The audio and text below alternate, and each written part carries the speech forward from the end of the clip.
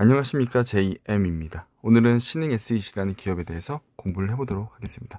신흥 SEC 같은 경우에는 매년 연평균 20%의 성장을 보여주고 있는 그런 기업입니다. 가치 지표로 봤을 때도 무난하니 나쁘지 않고요. 그럼 무엇으로 이렇게 성장을 해오고 있나? 라고 보면은 이 회사는 2차전지 관련주예요. 어떻게 보면은 이제 그 우리가 흔히 뚜껑이라고 부르거든요. 뚜껑, 원형이나 각형 배터리의 뚜껑을 납품하는 그런 회사입니다. 우리가 흔히 이제 각형, 원형, 그다음에 파우치 형태의 배터리가 있다라고 얘기를 하는데, SK나 LG 같은 경우에는 파우치형으로 납품을 하거든요. 파우치형에는 이제 필요하지 않는 아이템이죠. 그래서 삼성 SDI에 많은 수요가 있고 영향을 많이 받는다라고 생각하시면 될 것 같습니다. 주요 주주는 이제 최화병 대표 외 6인이 26% 지분을 가지고 있고요.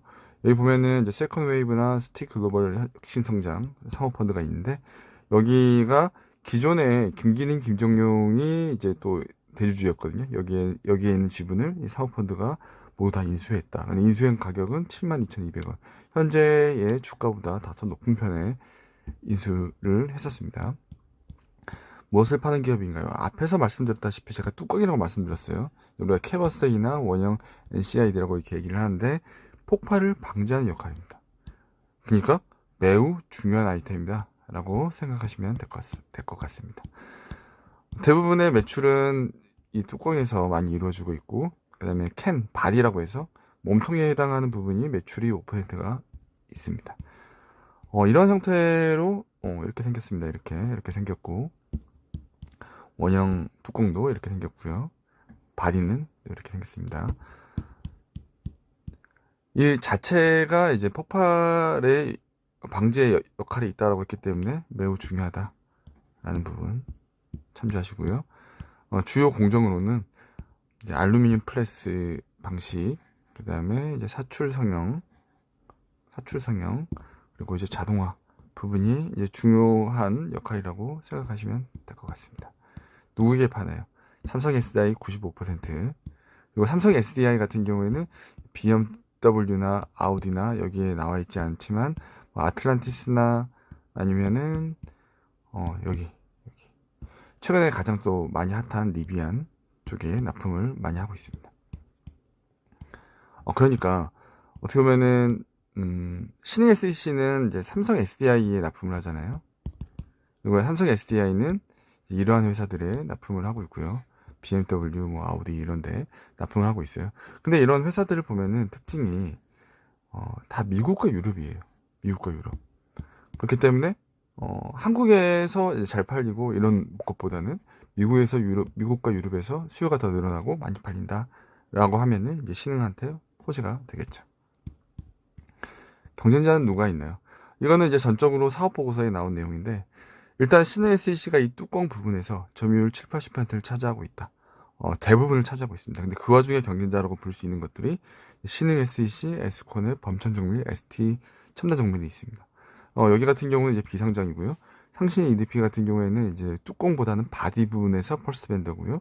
에스코넥은 이제 막 진출을 했다라고 이제 알려져 있습니다. 산업 전망을 보도록 하겠습니다. 어떻게 보면 전기차가 뭐 안 팔린다 얘기를 하고 있지만 실제로는 많이 팔리고 있습니다. 23년에도 이제 무척 많은 전기차가 팔렸고요. 다만 우리가 이제 걱정을 하고 있는 거는 이제 증감률 자체는 이제 떨어지고 있다. 그러니까 성장 속도가 떨어지고 있다는 부분이 어떻게 보면은 걱정거리가 될 수도 있겠습니다. 미국과 유럽을 많이 봐야 되는데, 미국과 유럽 여전히 잘 팔리고 있고요. 미국도 잘 팔리고 있습니다. 삼성 SD의 배터리 탑재량 추이도 보게 되면은 계속 우성장을 하고 있습니다. 그 와중에 이제 리비안 같은 경우가, 리비안 이 색깔이죠. 리비안은 없었는데 분기별로 보니까 계속 늘어나고 있습니다.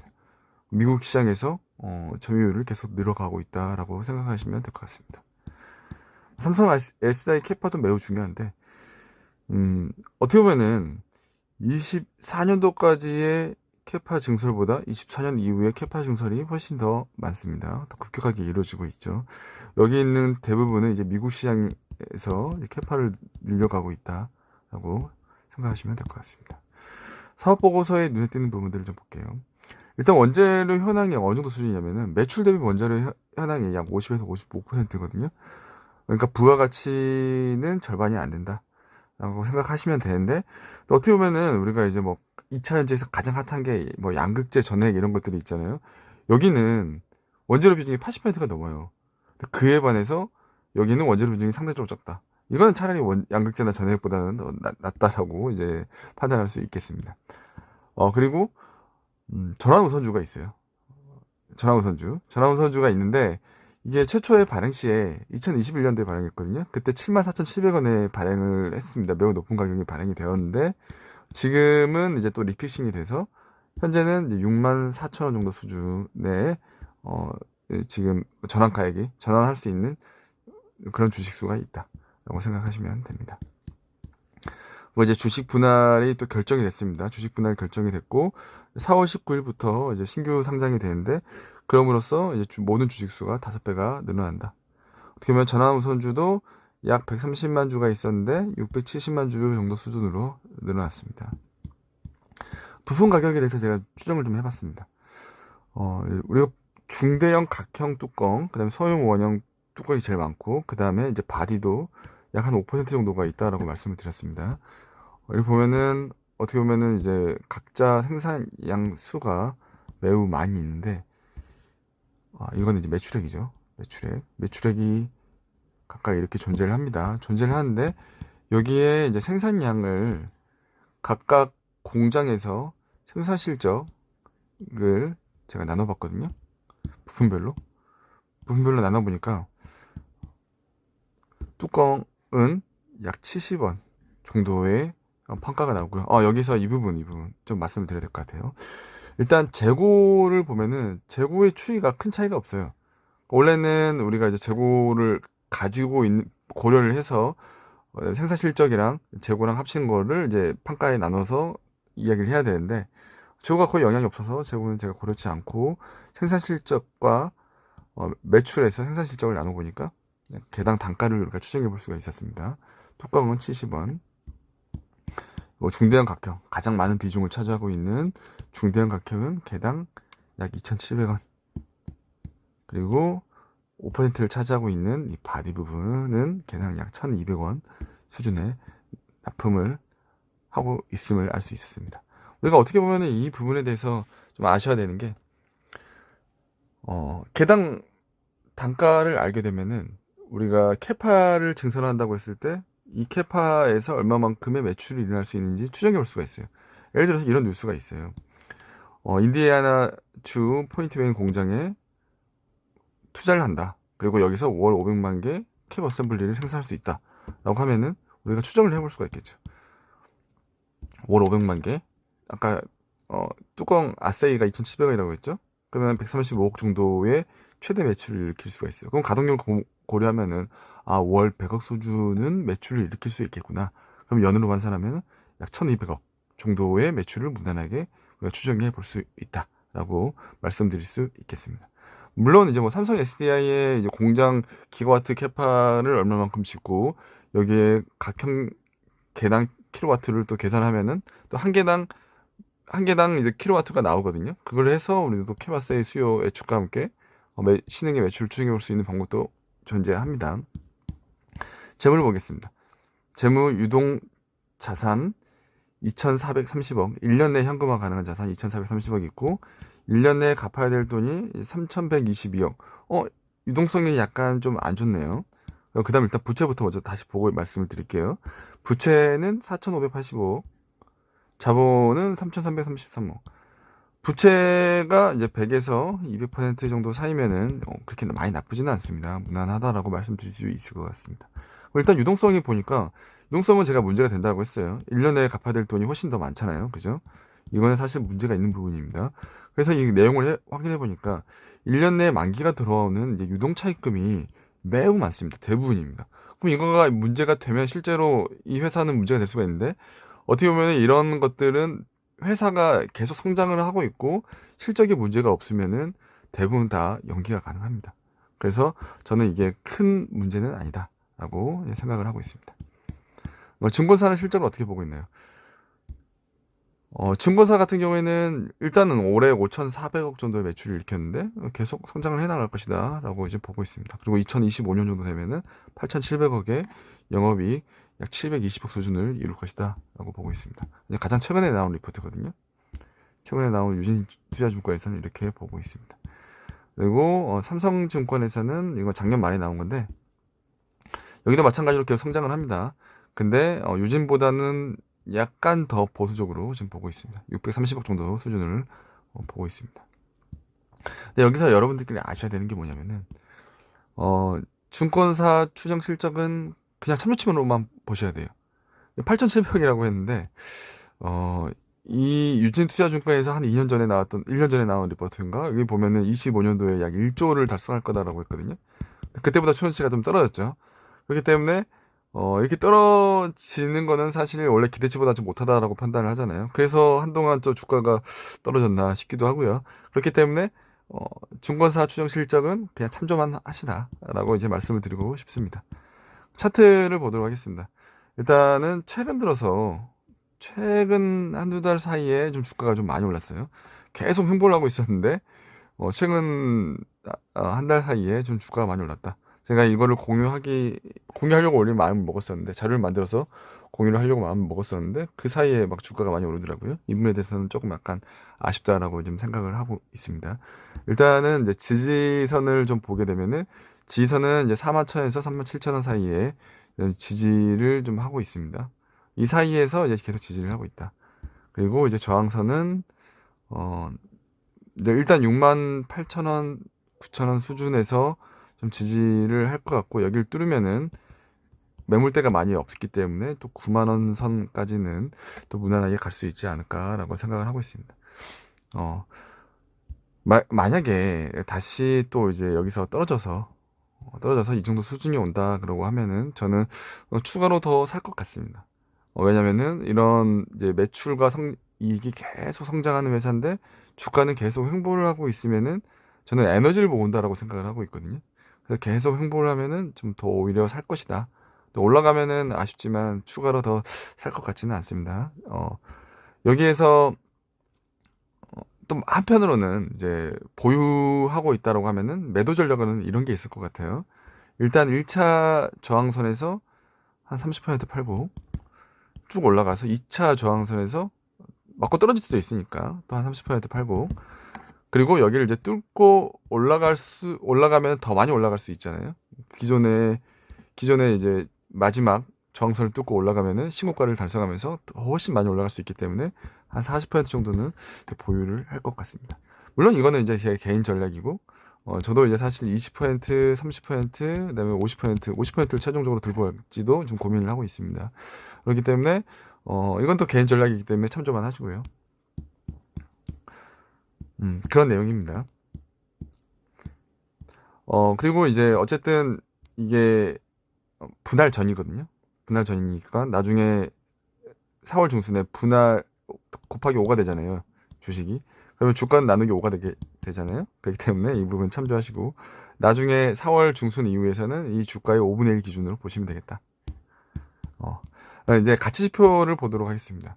가치로 봤을 때 이 적정 주가는 어느 정도 수준인지 일단은 이제 멀티플 10과 15 정도 수준으로 줄 수 있지 않을까라고 생각을 합니다. 멀티플 10을 주게 되면은 일단 이 영업이익은 제가 단순히 추정을 하는 것보다 증권사에서 마지막 증권 리포트에 나온 영업이익을 좀 추정을 했고 여기에 멀티플 10을 주면은 이 정도 금액이 되고 그리고 1년 정도 땡겨왔기 때문에 할인율 13% 반영을 했고요. 그러면 적정 시총은 이렇게 존재하게 됩니다. 근데 또 전환 우선주가 또 존재하죠. 이런 걸 감안했을 때 멀티플 10을 주게 되면은 약 69,000원. 그 다음에 멀티플 15를 주게 되면은 약 104,000원 정도가 적정 주가라고 생각을 합니다. 분할 후에는 약 14,000원, 21,000원 정도가 적정 주가가 될 것 같습니다. 여기서 이제 멀티플 10을 주냐, 아니면 10을 주냐, 혹은 15를 주냐는 10을 주냐, 15를 주냐는 이렇게 판단하시면 될 것 같아요.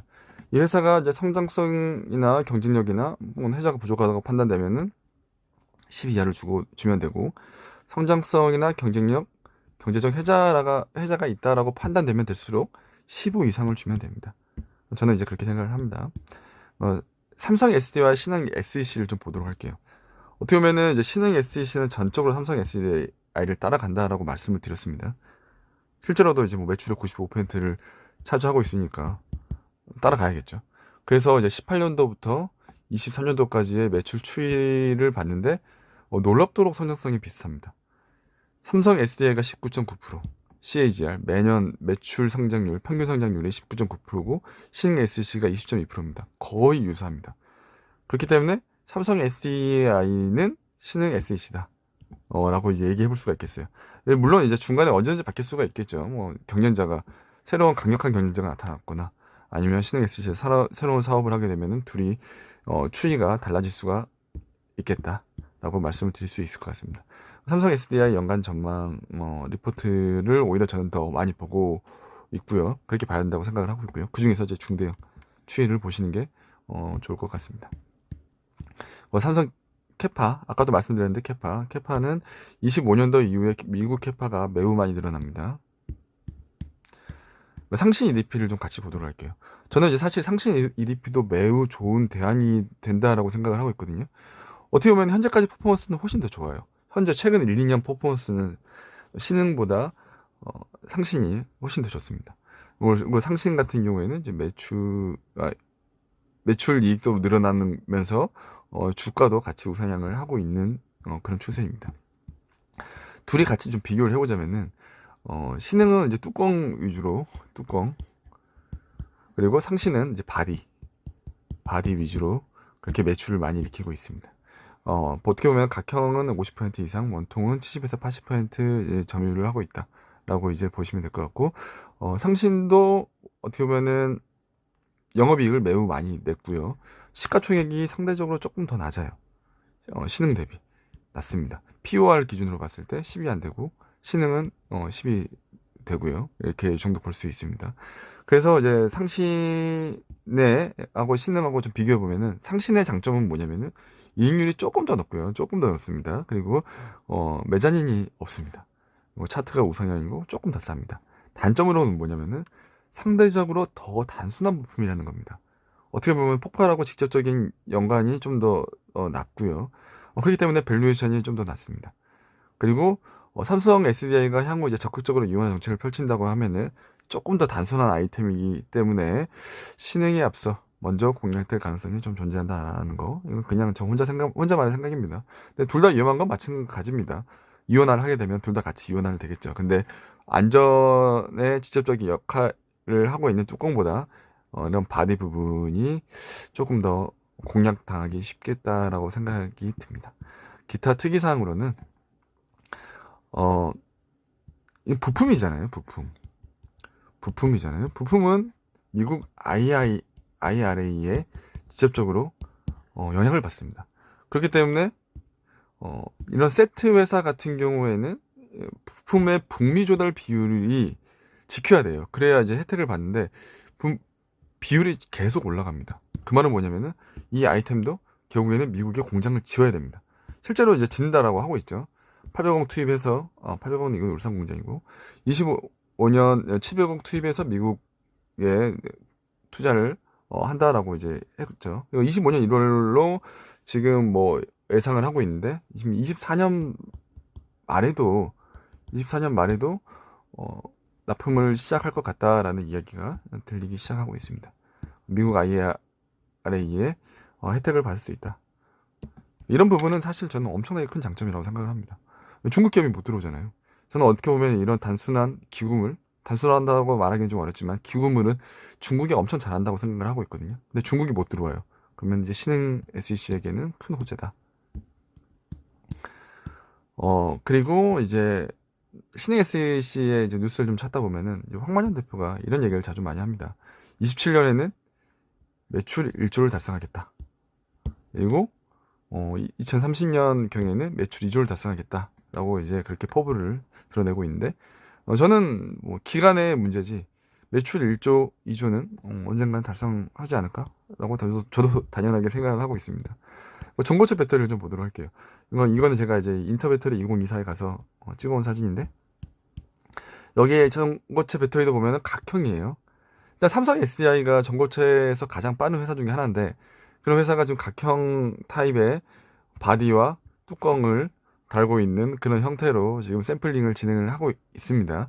그렇기 때문에 전고체에서도 신흥 SEC의 역할은 계속된다 라고 생각하시면 됩니다. 수업 분석입니다. 마지막에 이거 요약이라고 생각하시면 되고요. 장점으로는 지속성장, 안정적인 매출이익, 그리고 단점으로는 단일 고객사, 영업이익률이 10%가 넘기 힘듭니다. 기회로는 미국 IRA 혜택, 그리고 전고체 배터리, 위협으로는 삼성 SDI가 부진하게 되면 안 좋게 되겠죠. 캐논 원형의 배터리 수요 감소. 이건 아직 발생되지 않는 것들입니다. 근데 이런 것들이 나오게 되면 신흥한테도 매우 안 좋게 되겠다라고 생각이 듭니다. 제가 공부했던 자료는 여기 좀 첨부해서 드릴 거고요. 그리고 10메가가 넘는 거는 여기 링크로 첨부를 드리도록 하겠습니다. 이상으로 공부를 마치고 혹시 도움이 되셨다면 좋아요 정도만 부탁드리겠습니다. 감사합니다.